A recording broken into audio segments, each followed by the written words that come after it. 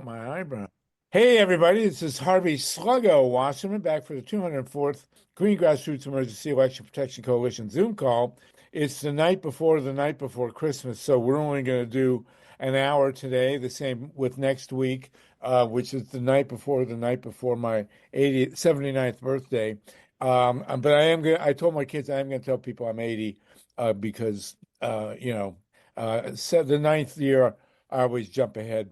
I did that when I was 39. I started telling people I was 40 because I didn't want to be mistaken for Jack Benny. I don't know how many of you are old enough to get that. But listen, we are meeting today because of Leonard Peltier. Joe Biden just freed another, I think, 37, 38, 39 people off of federal death row because we know that when Donald Trump gets in there, he's going to execute everybody he can. And I'm glad that Joe Biden has done that, but we are still waiting for him to free Leonard Peltier or at least remand him to the custody of his tribe. It's ridiculous. Then we're going to be joined by the great Mimi German, our poet laureate, who's going to do a poem or read us a letter from Albert Einstein. Either one will be great, Mimi. We're going to talk, Mike HERSH is going to talk to us about establishing a support network for people who might be attacked in the coming year or two or three from Donald Trump. We want to talk about a fluoridation issue. A lot of people are jumping up and down on Bobby Kennedy, but many of us really agree with the idea of getting fluoride out of our water, and we want to talk about that. David Saltman is with us to discuss the cause of the 14th Amendment, which many people believe really disqualifies Trump from becoming president at all. We've heard that raised, and Dave is going to talk to us about Leonard Tribe, the great Harvard law professor, raising the issue. We're starting with over 40 people. As I say, it is the night before Christmas, so we're really going to go an hour. Let's start with Tatanka. You are stationary in your car, which we do allow. As long as if you have the motor running, please crack a window. And tell us the latest, please, on Leonard Peltier. Well, Chase Arnaiz texted me a couple hours ago and said he was driving his car, would be out of cell phone or internet range shortly, well into the next couple days.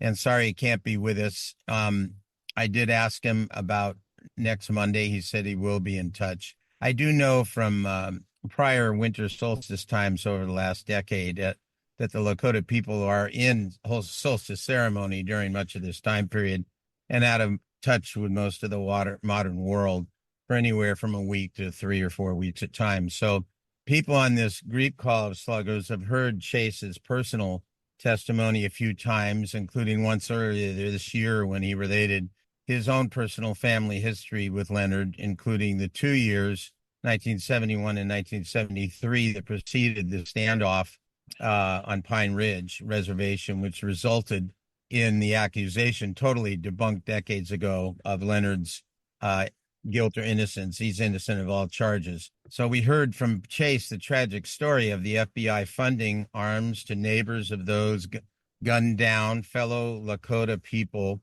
FBI threatening them and their families if they wouldn't follow orders of the posse of FBI agents, and how those responsible within the FBI for a massacre, they say 70, but the Lakota people say it was well over 100 in 2 years, that then precipitated the elders having a call out to the American Indian movement, which brought Leonard out of Canada and down to basically provide witness and protection.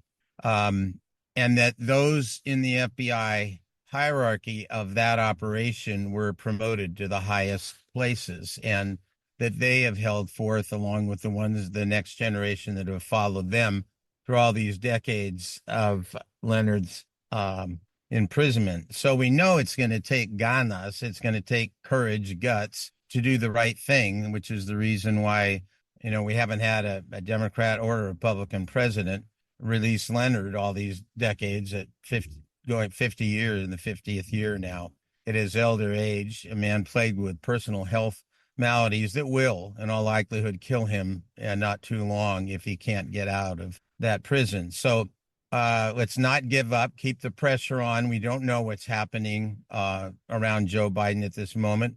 So let's see if Chase or Takata or some other young one can show up next week to give us a report from Lakota country, even if it's the wonderful work, which I don't know if he talked much about, but I know at Romero, we've had him on a couple times on the Lakota Law Project about the amazing work going on with the elders, including Chase, passing on the medicine and traditions to the young ones at Pine Ridge and Standing Rock. So keep the pressure up, and we just keep our thoughts and our hopes and our prayers with Chase and with all the people trying to free Leonard and with Leonard himself. Well, thank you for that, Tatanka. We are urging people to continue. Call the White House, sign the petition, the Amnesty International petition. I put up a piece, Steve and Pete put it up at freepress.org about this. I mean, questioning. There's no doubt that if Joe Biden, well, let's put it this way, let's put it positively. The only way to save Leonard Peltier's life is for Joe Biden to let him out. He can pardon him, he can get clemency. This is the piece at freepress.org now. He can remand him to the tribe. I'm concerned if he does remand him to the tribe that Trump would send in the FBI again and try and pull him away from the tribe. But the Dave Saltman has pointed out there is a precedent for remanding a Canadian. There was a Canadian who was convicted of murder. He was in an American prison, and the government of Canada successfully petitioned to have him remanded. And there's no reason why Leonard Peltier couldn't be remanded to his tribe. Whether the tribe will be able to keep him in the face of Donald Trump, we don't know. But it is certainly something that Biden could do that is short of a pardon or clemency or anything like that. I mean, the logical thing to have done in the previous years was to give Leonard a new trial. He had two trials that were both ridiculous. And we are convinced, most of us, of his innocence, but at very least, he never had a fair trial. And Biden, with Kamala Harris or her background as a prosecutor, the very least they should have done over the past 4 years is, put him back on trial. But they've not done that. The Democrats who have refused to let him out are Bill Clinton, Barack Obama, Joe Biden, and actually Jimmy Carter. Ronald Reagan, the two Bushes, and Trump haven't done it, but as many Democrats as Republicans have failed to take the obvious action here. So there is a petition up in Amnesty International. I would assume that's the primary petition.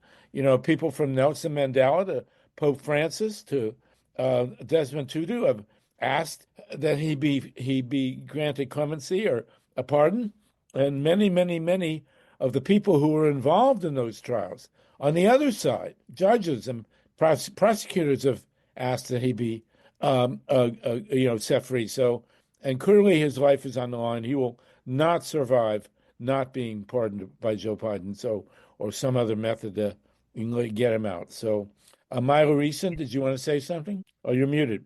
So I have a question. Yeah. Wondering, we heard recently, I'm trying to remember, it was during a GREEP call, that there were a number of Native American or American Indian leaders who had a meeting with Biden about Leonard. Do we know who any of those individuals are who met with Biden, and have we gotten any reports back from those people about that meeting? Yeah, there was a couple articles of, it's an annual event, and there were a couple articles with photos and with the names of the different tribal members, and there was to be a personal off-camera appeal by one of them, and it wasn't revealed who spoke to him, but they did know, they were told that he would not be making a decision at that moment. So we haven't heard anything since then. I do want to thank you, Harvey, for your article, Leonard, that you just wrote. It's an excellent. And I want to encourage people, if what happened at Varios Unidos on the day after Thanksgiving, where there was an amazing event open to the public, where a number of the Lakota people came down from the annual event on Alcatraz Island. and KPFA people were there, and it was an honoring of Leonard with a 12-foot statue that was made of a personal sketch that Leonard made of himself sitting in prison. And the whole history of AIM is there. It's still on. The public can go to Barrios Unidos in Santa Cruz. They own an entire city block there, and they're preparing to be a site of refuge when La Migra comes through, if Trump follows through on what he says he's going to do with immigration. But it was beautiful. Leonard's wife was there, and daughter, and a number of people who met with him. That statue may be going around because they realized if they can't have Leonard there, that statue draws people, and it's a beautiful rendering. And so if you ever get a chance to see that and catch the history and the photos going way back and all the people that were involved, you'll see people you recognize there. Those of us that are progressives that were there very early on. So, well, let's just keep at it. That's why we're meeting today instead of taking a vacation. Yeah. Hopefully next week we'll meet again and we'll celebrate, what needs to happen. But we need to keep the pressure on. So, Steve, if you want to post, I can't see the chat. If you want to put the link to the article from the Free Press, that would be great. And let's just hope, for his own sake, for God's sakes, Joe Biden should not have Leonard Peltier's blood on his hands. And he's the last one who can save Leonard's life. And let's just hope he rises to the occasion, for God's sakes. And pardon him, clemency, remand him to the tribe. Dave Saltman made a film about the Canadian Bruce Curtis, I think his name was, who was remanded to Canadian custody.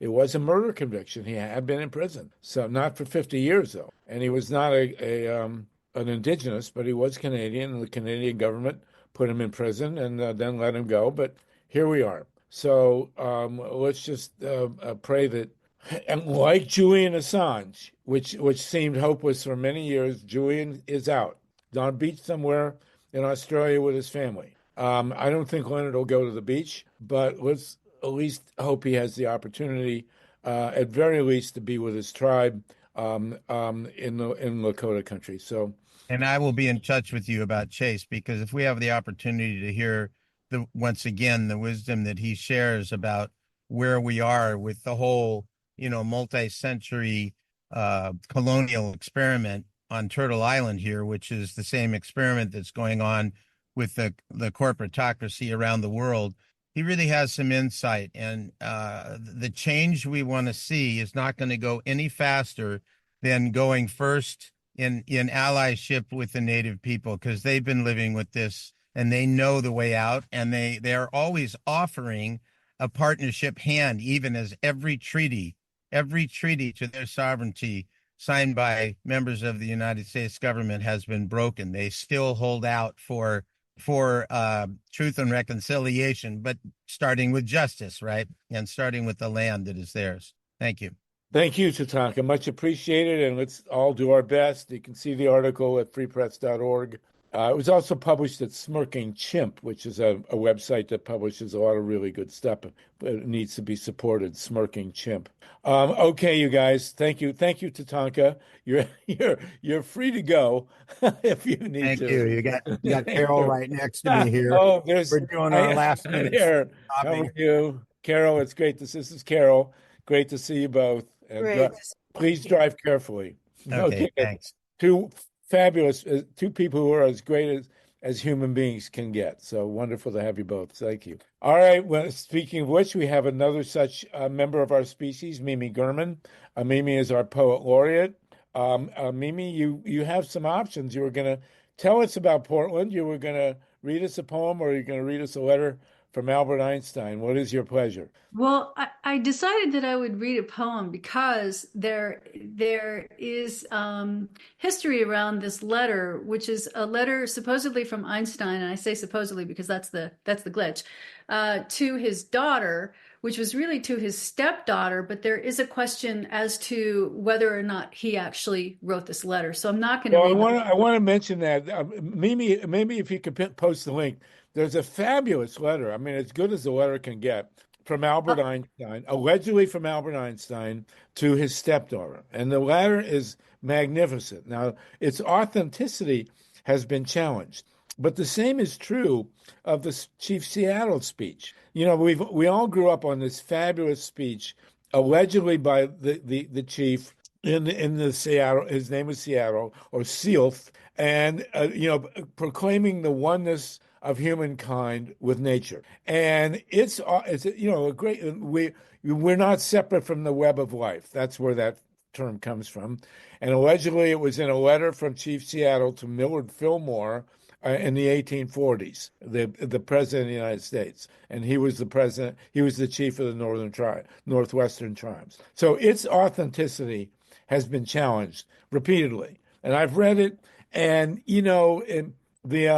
the question of was it really from Chief Seattle is a valid question. But the fact is, it's a fabulous speech. I mean, it's a truly great speech. It does encapsulate much of the indigenous view of nature. It's a document well worth preserving. So did Albert Einstein write this letter to his stepdaughter? Well, it's a hell of a great letter. So whether he did or didn't, I don't know. But it's a fabulous piece. But Mimi, you get your choice. I'll post it, and then people can read it. The letter is the letter is about love, and it was wonderful for me to read it, because one of the things that I've always said for decades is that, and actually found answers through some medicines from South America that said, yes, the answer is love. The answer has always been love. No matter how lost we get, the answer is love. Anyway, this is in the letter that supposedly Einstein wrote. So we'll post that. Please. And the poem that I wrote is also in search of a how do we create a new way now that we are where we are. It's called Desert Solstice. Desert solstice, still, dark. Coyote howls from the hills, barking at stars. Willow branches breach desolation, such beggars with fingers bent, lacing pink and purple tulips to the sky. A petal of desert melts to my tongue, bitter curatives, medicine for a new dawn. Wow. Beautiful, Mimi, as always. Thank you so much. And and thank you for posting that letter, whether or not it was from Albert Einstein. It's a great letter. I'll grab that link now. Thank you. And I will want to tell you that on the 21st, I had a big chocolate cake, and that was a dessert solstice. So there you go. Okay, terrible pun. Mike Hirsch. Sorry about that. Mike Hirsch, we've been talking a bit about establishing a network for people who might support network for people who might run into difficulty with the Trump regime. I know I read yesterday that the KGB and the FBI are now going to be merging. So if you can, that was also a joke, by the way, but if you can tell us, Mike, the kinds of things we've been thinking about in terms of establishing a support network for people who might come under attack in this coming regime. Thanks so much, Sluggo. There's widespread fear throughout our nation, and in response to the widely publicized, openly stated threats from Trump and many of his nominees for high government office, threats that targeted immigrants, LGBTQ plus people, the press, his political enemies, and many others, I propose that we join together in a declaration of interdependence and launch something that I thought we could call the Niemöller Mutual Defense Society, named for the German pastor Martin Niemöller, who wrote the famous poem, First They Came for the Socialists, and I Didn't Speak Out, et cetera, and then it ends, then they came for me, and there was no one left to speak for me. We want to learn the lessons that the pastor explained, and if I can continue with a little bit of history, I think we must. Yes, please do. Thank you. We must hark back to the warnings from two leaders of the American Revolution, In 1776, John Hancock, the president of the Continental Congress, signed his name to the Declaration of Independence with this big flowing signature. We all recognize the huge signature there on the Declaration of Independence, but I don't know if we all remember what he said. He said, "There must be no pulling different ways. We must all hang together." And then, according to a historian, Benjamin Franklin replied, "Yes, we must indeed all hang together, or most assuredly we shall all hang separately." Now, I guess it's like 250 years later, we face threats from another mad monarch, and we must all hang together. We must protect each other and defend each other's lives and limbs, or else most assuredly we shall all hang separately, or whatever the modern equivalent of execution might be. And we've had hideous and hurtful and heinous behavior from our government before. We talked about Leonard Peltier, which, this is an ongoing outrage which began even before the official launch of the United States of America, with Europeans inflicting massacres and horrible mistreatment of Native Americans in North America and South America alike. But I guess we're more focused on the continental United States and the horrendous behavior that was perpetrated against our indigenous forefathers and foresisters. People of color throughout our history have suffered at the hands of institutional power, whether it's slavery or Jim Crow or the ongoing voter suppression that we discussed previously. And now everybody's potentially under the gun. And so I think that now it's time for solidarity like never before. So I'm hoping that we can all band together and put together committees of correspondence, an underground railroad to help ferret people from places of peril to places of safety.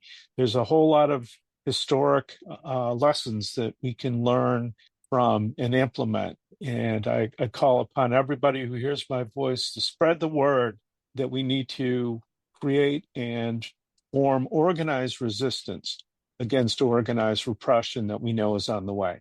Wow, well, there's a lot to say to that, Mike, and one of the we want to use this GREEP network to offer people in the coming years who may be assaulted by the government, either through lawsuits or incarceration.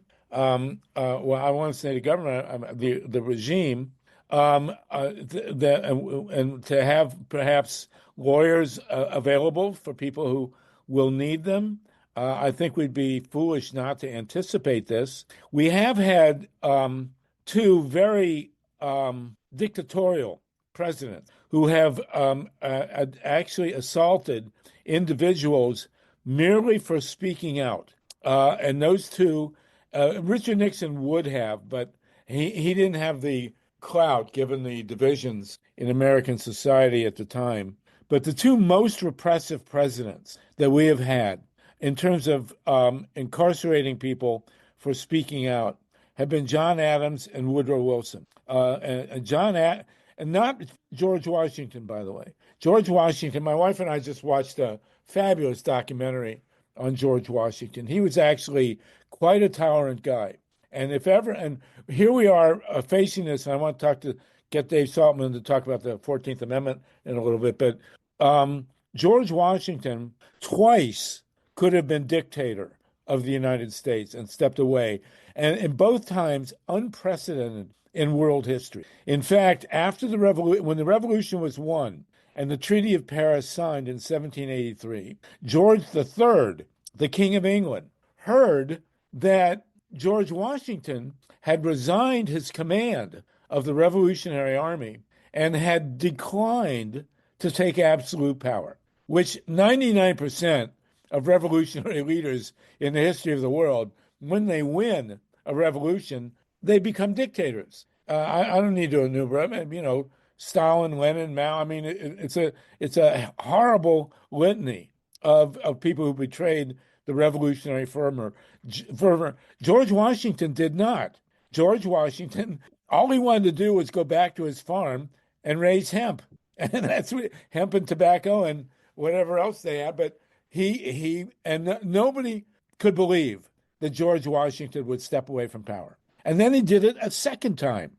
When the Republic was established, George Washington was unanimously elected President of the United States twice, in 1789 and again in 1792. Sorry. And then he could have been a third term. He could have been president for life, and he stepped away a second time. And that is the foundation of American democracy. It had not happened in world. Well, there was a guy in Italy, Mazzini, later who did that, and a guy earlier in Rome named Cincinnatus. There was a society of Cincinnatus that Washington belonged to. But the idea of someone stepping away from power was unheard of. And that is the basis, in many ways, of our republic. And here we have a guy coming into office who's already talking about a third term. I mean, and being president for life, literally. And so this is one of the things we face. John Adams, who was really a complicated guy, had a really thin skin. And there was allegedly, there was talk of war with France. There was already a war going on between England and France. And people who criticized Adams, and you got to read some of the stuff people were saying back then. The criticisms of Trump are mild compared to stuff that the people said about George Washington and John Adams. One thing about Washington and Adams, their critics both use the same term for them, toothless, which I can attest to. But Washington really was toothless. Adams was not, but they call him toothless anyway. And Adams and his wife Abigail, who should have known better, they had incredibly thin skins, and they passed the Sedition Act, and they threw people in prison merely for speaking negatively about the person of the president. It's outrageous. And then Woodrow Wilson was worse. Woodrow Wilson was a real dictator. I mean, he was a terrible authoritarian, a real terrible racist, very clear, outspoken racist, horrible in that respect. Teddy Roosevelt before him, who's very militaristic, was not that way. But Woodrow Wilson and John Adams literally put people in prison for criticizing them personally. It's outrageous, even in private conversations. One of the people that John Adams put in prison, by the way, was Ben Franklin's grandson, who, followed in his grandfather's footsteps. But nonetheless, so Trump coming in, talking about doing this kind of thing, we need to be prepared. We need to have lawyers. We need to have a network. We need to have a website. Well, we can use the GREEP website, but we have to be ready for this regime to arrest people for speaking out, and we can't be surprised. And we have to have a legal team in place to do this kind of defense work and to give aid and support to people who are going to face this kind of repression. So, Mike, I'm glad you raised it. It will require some legwork, and you came up with a great name. It's beautiful, and maybe set up a website, use that quote. And let's talk now very quickly. We're going to go fluoridation of water in a minute or two, but I do want to talk with Dave Saltman. Dave, we earlier discussed that Leonard Tribe, the very famous constitutional lawyer from Harvard, has raised the issue of the 14th Amendment with Donald Trump taking power. Do you want to explain that a bit, please? Yeah, and let me just lay out the facts as I understand them. I've talked this over with a very sharp lawyer, and I really am saying this to get the opinion of the meeting here, because I'm not clear on whether this is a good way to go or a terrible way to go. But here are the facts as Lawrence Tribe describes them in a memo that I saw. You probably all know this, and forgive me, but the Section 3 of the 14th Amendment very explicitly states that anyone who has been, they don't use the word convicted, but anyone who has participated in insurrection shall not be eligible to take any oath of office of any position in the United States, period. And this is considered to be a executing section of the Constitution. In other words, no enforcement is required. It's simply like saying, if you weren't born in the country, you can't be president. Well, anyway, the history of it is interesting, but I won't go into it now. So the question is it a good idea to invoke this and prevent Trump from holding office? And how you would do that, I mean, it's kind of a question of who's going to bell the cat, who's going to enforce this, and how would that be done? And let me just add one other thing that's also in the Constitution. The only way to remove the onus of insurrection is by a 2/3 vote of both houses of Congress. So Congress has the ability to remedy this, but only Congress, and that's it. That's all there is to it. So the question is, my son is a very sharp lawyer, and I asked him, I said, what do you think about this? And he said, it's a good idea. However, what happens if you actually invoke this against Trump successfully? Then what? We have no president. We have nothing. Government. The government there's nothing that says that the line of succession is activated. We don't have the president has not taken the oath of office. Vance has, I don't know. What is the situation? Does the government and the country fall apart? Or another option would be someone like Bernie Sanders introduces this on the floor of the Congress, and Congress says, okay, we're gonna give them a bye on this one, and 2/3 of the Congress vote to seat Trump. But then in a way, Congress kind of has the upper hand. I don't know. I'm confused, frankly. What do you think? Well, Steve Caruso, you've got a hand. You want to jump in on that? There's no doubt that what you say is true.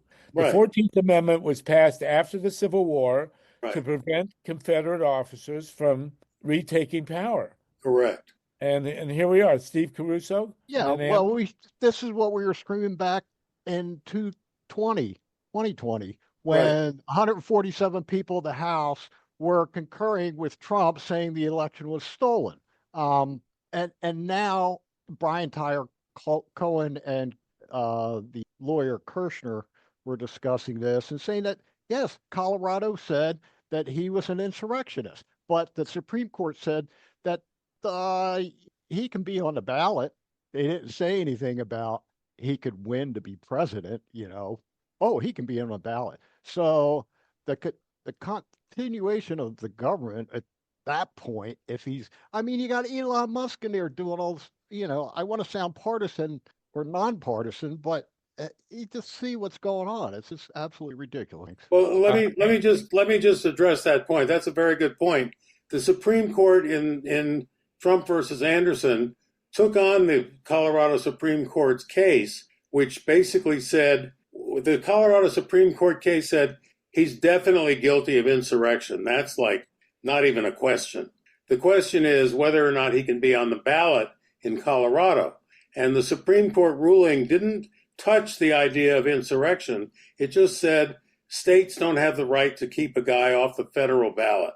That was the sum total of the Trump versus Anderson decision. So, in other words, the Supreme Court let stand the finding that he was guilty of insurrection. I don't know where that brings us, but that was addressed in the memo. Yeah, I think Anna? we need to stick Anna with Georgie? the Constitution. Sorry. No, that's all right, Anna. Oh, wait, you're muted, Anna. Hold on. Go ahead. Try again. Yeah. Yeah, there you go. Yeah.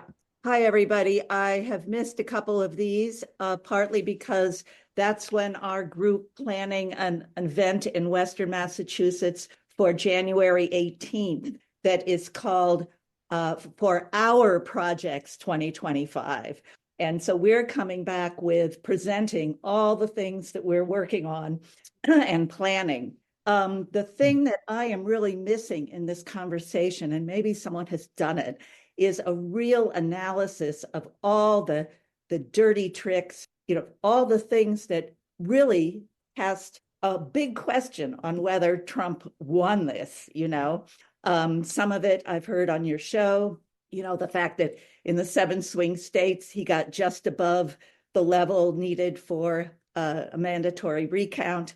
The Greg Palast, before he went off, about the ongoing suppression of black votes, and there's been so many dirty tricks over decades, the gerrymandering, that I think we need a real movement. I think we can build a movement because people can't believe, and I don't think we want the world to think this is what Americans want. This is not what Americans want. And I believe it's not what they voted for either. But we need something that we all can say, this, and this makes this an illegitimate presidency. And I just want to say one more thing. Today, I heard Elon Musk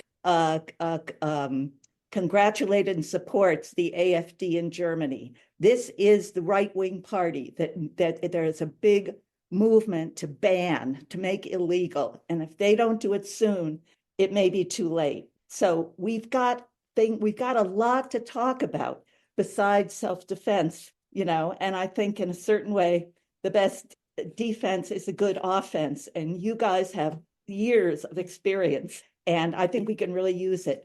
The last thing I want to say is the day of the inauguration is Martin Luther King Day. Yeah.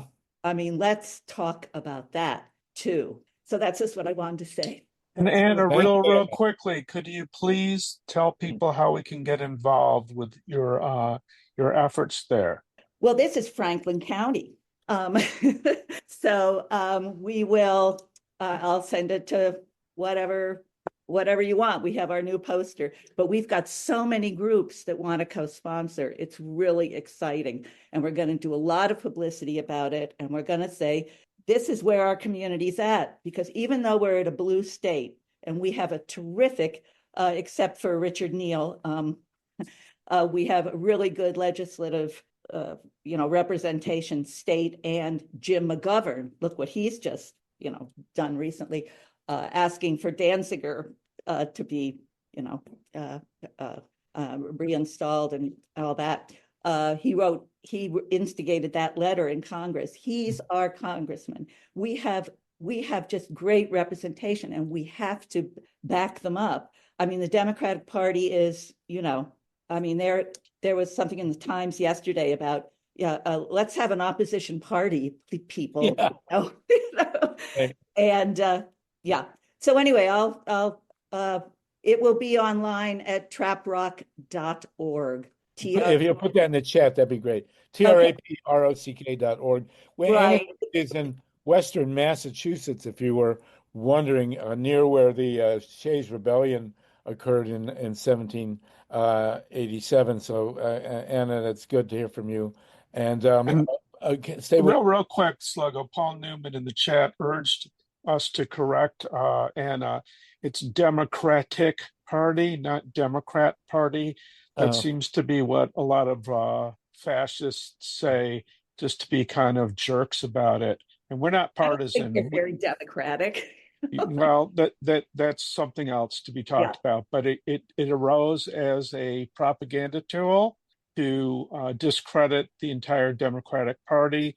And while we're not partisan here, we wouldn't let people use diminutive for the Republican Party, the Green Party, or anything else.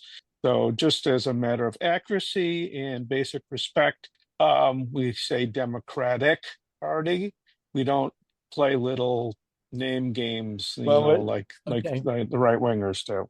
Well, let's hope as we proceed that the Democratic Party becomes a little more democratic. That would be wonderful. Anna, did you want to say something? Then Barbara Harris? Yes, it's not on the front page yet, but if you click it, see our latest newsletter, it opens with the announcement of it, the very first announcement. Okay. But there's stuff going on January 18th all over. But I really think we need this proof. I think it's something like 26% of voters voted for him, and though a lot of that's in question, there were explosions. Let's pull this together. We're talking about compiling a lot of the questions surrounding the election. We just remember that Donald Trump ran for president of the United States 3 times and never once got a majority of the voting constituency, So there you go. That's it. This is an Well, old one. okay, Barbara Harrison, go ahead, and we'll Yes, come back. what I just wanted to say was for me to create change, we need to create an inclusive movement, which means crossing ethnic, class, and cultural boundaries. I have found progressives, I live in Ithaca, New York, where Cornell is, they're very reluctant to move outside of their own cubicles, so to speak. And we need to form relationships, then listen and bring information to different communities of people if we're going to create change. So anyway, I'll leave it there. All right, thank you for that, Barbara. Much appreciated. Melissa Hall, go ahead, Melissa. Well, wait, you're muted. Sorry, my fault here. Let's go. There you go. Go ahead. Hello. Thank you for having me. Sorry I'm late. Anyway, I've been signing petition after petition. I read political writings on YouTube. I've tried to call the White House today, but they're only Tuesday through Thursday open for the comment line. What else can I do locally to help Leonard Peltier get free? Well, at this point, the Sign the Amnesty International petition. Which I did. That's the one I've known the most about, and that's about what we got at this point.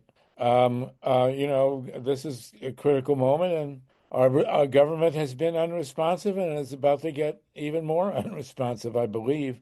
Thank you for that, Melissa. But if you can't get them on the phone line, you can write them, send them an email at whitehouse.gov. I don't have but that will get to them also. So if you can't make telephone contact. Yeah. Okay. And then also, I have a disability and I'm prepared to be arrested either way for speaking out against this guy, Trump. Yeah. I'm sure you'll get an opportunity. I'm sure you'll get many opportunities in the coming years. Like you said, you guys were talking about getting a legal team in case that happens. Well, that'll be an ongoing discussion. I think we'll take it up next week, hopefully somebody needs to set up a network of lawyers that would respond to people who are assaulted by the regime. We have to be prepared to do that. Especially since if you think what's happening in Palestine can happen here, think again. The darker the skin, the more you're in danger, and they can make up shit. Thank you, Melissa. Melissa, can I just jump in? Melissa, if you are gonna plan on protesting, awesome. But what you can do and what you ought to do, and I speak from experience on this, is either locate a lawyer who you have gotten in touch with ahead of time and write their phone number on your arm before you go. Okay. In marker, Sharpie, or contact the ACLU near you and let them know your situation, and make sure that somebody has your back before you get arrested. And that's more important now than 2 years ago, because it's more important now than 2 years ago, because now we don't necessarily have the courts to help us get out. Yeah. We might have lawyers, but we might not have the judges. So we don't know yet, depending on where a person lives. Wait, see how the atmosphere is before I do something.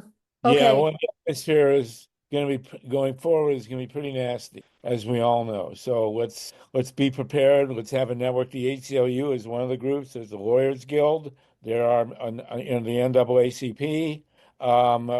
So we need to have a network, Mike HERSH and others, to put together with a website where people can register and also then have a set response from a legal team somewhere somehow. Sluggo, real quick reminder to everybody: we're going to be going out on the air on the radio, so no swear words unless they're in Yiddish, which is permissible. Yes, we do accept Yiddish. I will try not to swear in the future. Yes, appreciate that. We did give Greg Pallas a pass on that, but it caused Steve Caruso many hard minutes of editing. So we'll try and keep it clean from here on. What did they say in the Nixon Watergate days? Expletive deleted. Yeah, something like that. Catherine Stearns. Catherine, did you want to jump in here? Yes, thank you. A couple of things that came to mind listening to everybody else speak. Since 2017, here in the Mid-Willamette Valley of Oregon, we've managed to stay together, a coalition of progressive groups, by meeting every other week. When we formed in 2017, we also developed a rapid response network to share information, et cetera, et cetera. At our latest Zoom meeting, we had a wonderful speaker who gave us a lot of good information about other platforms to use for meetings and for sharing information that are more secure than Zoom. And then I told you about that. The Mid-Valley Solidarity Coalition is sponsoring an event on January 20th called the Festival of Resistance, Resist, Rise, Love, Create. And our workshops and presenters will be talking about those different themes, and they'll be tabling by other all the different groups in the area who want to participate in this. We know from January 20th of 2017, people in this area really want something else to do. And the last thing is, in Eugene, there's the Civil Liberties Defense Center, and they have online training. Know your rights about street protest and know your rights about when talking to the police. And you can get that information at their website. It's the Civil Liberties Defense Center in Eugene, Oregon. Thank you. Well, put that in the chat, please.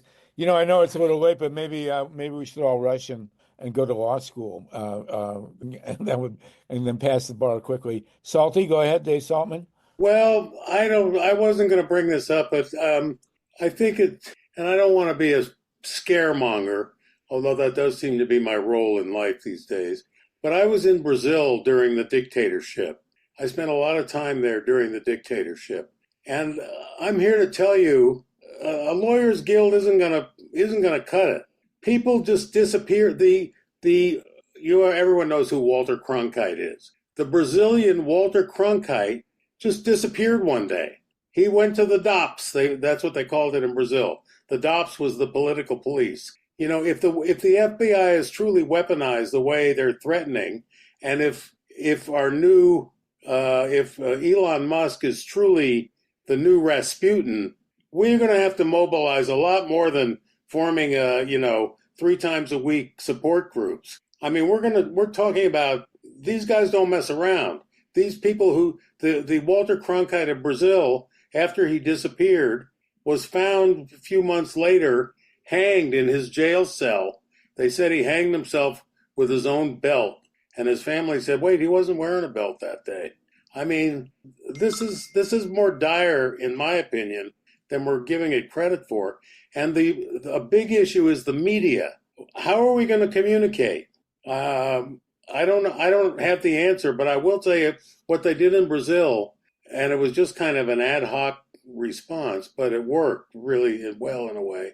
There were a lot of really great artists, especially the musicians of Brazil, Chico Buarque and Tom Jobim and these guys, and they basically created a new kind of art that was that told the story of today, but that pretended it was happening in ancient times. It would sort of be like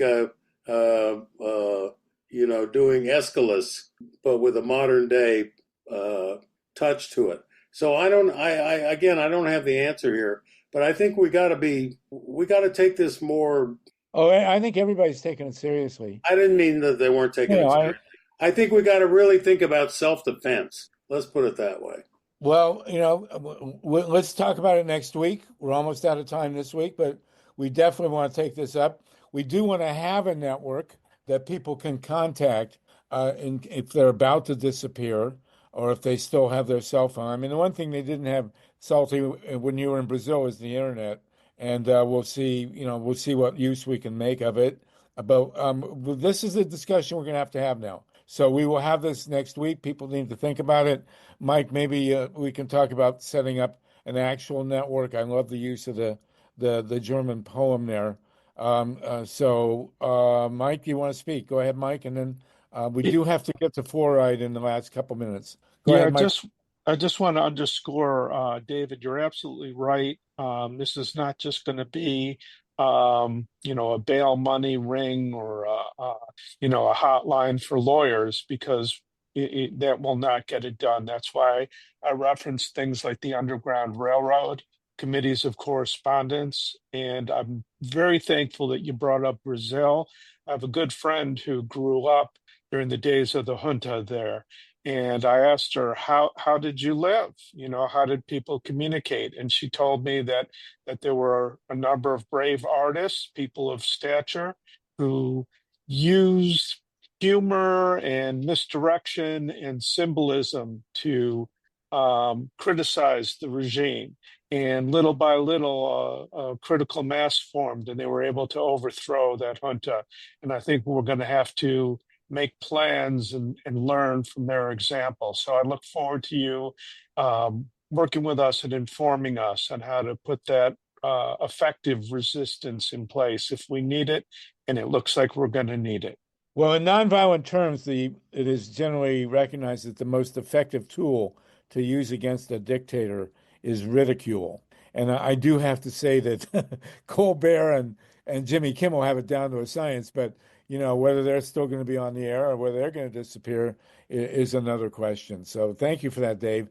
Mimi, I know you wanted to kick in, and we promised a brief discussion on fluoridization. And MILA, you have a hand as well. Yeah, super brief. David, thanks for saying that about Brazil. But this is here. Trump's folks, when they sent the feds into Portland during Black Lives Matter, they were trying to disappear protesters on the street in black vans. This was happening. We saw it happen. Fortunately, some of the people we were able to do grab backs and get them out. But others were driven around the blocks. The people who were driving them didn't even really know what to do, but they were feds, and they were no names, no badges, nothing. And these have gone to court now. And some of them are still in court in Portland. But this is happening here. Like, you don't need to go to South America anymore to be disappeared. And Portland was a training ground for all of this. And I'm just putting that out there, that I do think, David, that what you were saying is something that a lot of people aren't really on board with yet. And I don't mean that in a derogatory way or, demeaning way. This is so beyond, let's just get some groups together to see how we can maybe help each other out. This is hardcore fascism that we were watching go down in Portland. People got killed. People got shot in the forehead for holding up a radio. People in wheelchairs who were protesting are in the hospital. 3 women have died from being shot by, this guy in a small little park during a protest. I agree with you 100%. Defense. Well, let's do it. I think oh, sorry, go ahead, Nate. As far as I'm concerned, getting any kind of network together is a positive. It's a great thing, How it's going to do, we don't know. What we do know is this is going to be bad. It's going to be worse than most people think. And in the long run, we are going to see people disappear, just like journalists have been disappearing. But this time it's going to be protesters, because Trump and his people do not want to deal with us. MILA? And so many people live in a bubble, Mimi. They didn't see what you saw in Portland, and they believe that it can't happen here. But I actually was going to pivot, if that's okay. I'm putting in the chat a link to an organization called the Fluoride Action Network. And do we have a guest lined up for to talk about fluoride? Someone last week wanted to talk about it, but I don't know what happened to that person. Well, I recommend that. Can you see this website? Yeah. The Fluoride Action Network. I put the link in the chat. It was Hey, founded. Myla, this is great, but can we hit pause and have a couple people weigh in on the previous topic? Well, no. We're going a little bit over, but we're almost done here. I only see one hand. Melissa. And Michael Johnson as well, but I was just going to take another 2 seconds. Yeah, go ahead, Myla. And that is, we're going to try to find Dr. Paul Connett, who started this Fluoride Action Network as a guest. And I've got another item after we wrap up this one, if that's okay, Yeah. Harvey. Yes, Mike, that's fine, a fine point. I do want to just mention for the record, for what it's worth, I 100% agree with Bobby Kennedy on getting fluoride out of the water. If for no other reason, I raised 5 kids, and we did use tap water for formula. And when you take fluoridized water and put it into baby formula, you vastly, I think unhealthily, concentrate the dose. So we'll come back to that. Michael Johnson, you haven't spoken, Michael? Yes, good afternoon, good evening. Yeah. The day when they had that insurrection, the guards, was supposed to be called to stop the people that were running into the the Capitol and damaging things and trying to create a shutdown of the government. But they were not successful, and thanks to Vice President Mike, forgot his name. Mike Pence. That's insisted that he was not going out with the secret serviceman because he knows he has a job to do, at the Capitol. Now, the thing is, the military, the Pentagon was also notified, and guess what the Pentagon did? Rather than come to help, us that are trying to stop the Capitol Police getting beat up and all that, they sent their generals to protect the generals and, the military personnel. I don't think Trump has any authority to call, National Guard to protect him on that day because the National Guard knew that Trump was wrong. So we were talking about lawyers getting them, protecting us and, helping us here and there. But I think the lawyers should be working with the with the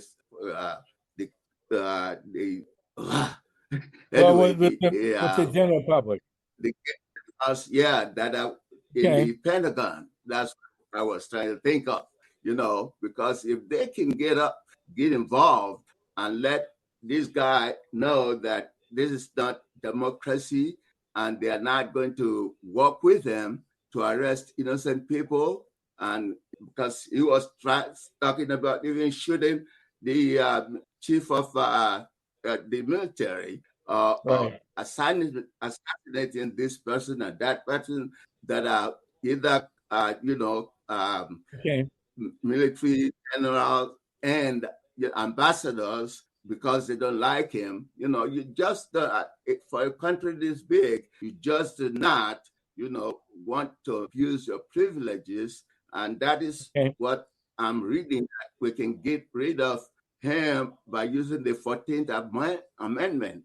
And but we need to get the military involved. Okay. Thank you. Well, that's very interesting. Thank you, Michael. We're out of time, basically. It's 3 o'clock Pacific, 6 o'clock Eastern. We promised just an hour. If you want to get in a quick comment, please raise your hand. Melissa again, and then I will make a brief comment about fluoride, and then we will meet again for 1 hour a week from today. And hopefully we'll be celebrating the release of Leonard Peltier. But we certainly will be raising the issue again, and maybe next week we'll have Chase Iron Eyes with us. Go ahead, Melissa, and then we're going to wrap it up. MILA has a hand, and then we'll go. Mimi, I want to ask Mimi a quick question. In Portland, is there still problems from that protest, and how can we support them? Mimi German? Yeah. Hi. The protests, there are still people in court, who have court trials that are ongoing. But I think people are now just honestly preparing for whatever is next. And in Portland, that means on the streets. Okay. Thank you, Melissa. Mimi, MILA, last word, and then we're going to rock and roll. Yeah. Can you see this? Oh yeah. This is the RFK Stadium in Washington, D.C. And there was a surprise coalition of Democrats and Republicans who together stood up to both Elon Musk and Donald J. Trump. And they transferred control of this close to 200 acres to the city of Washington, D.C. And it's a wonderful development, from what I understand, for the city. There can be development, and we'll continue this conversation at some point in time. But I just wanted to show you this picture. It was Saturday night. The Senate surprised everybody and defied both Musk and Trump. Very good, very interesting. And I will say that Donald Trump is now seriously talking about taking back the Panama Canal. Lots of luck with that one.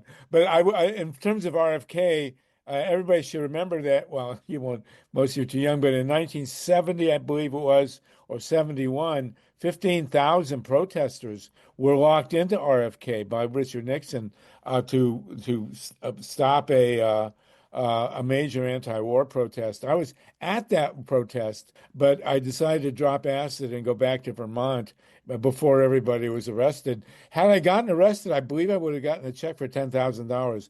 The people who were arrested and held in RFK were compensated. And I will also, even more importantly, point out that in 1991, when I was hired by Greenpeace to head the nuclear campaign, the head of Greenpeace at the time, Peter Bayhuth, took me to a Grateful Dead concert in RFK, and that no doubt is why it belongs to the people. The Grateful Dead, for those of you who are Deadheads, played Dark Star that night, and it poured down rain through the whole concert. So I hope they put up a plaque to that concert and to the arrests when the city of Washington inherits RFK Stadium. Listen, everybody, 70 people with us. Longest attention span anywhere. We are going to adjourn as promised.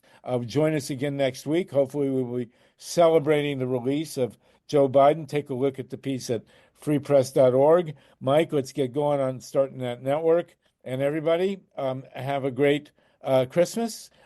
Christmas this year, by the way, very rare. Christmas and Hanukkah are on the same day. The first day of Hanukkah actually starts on Christmas this year. So everybody enjoy.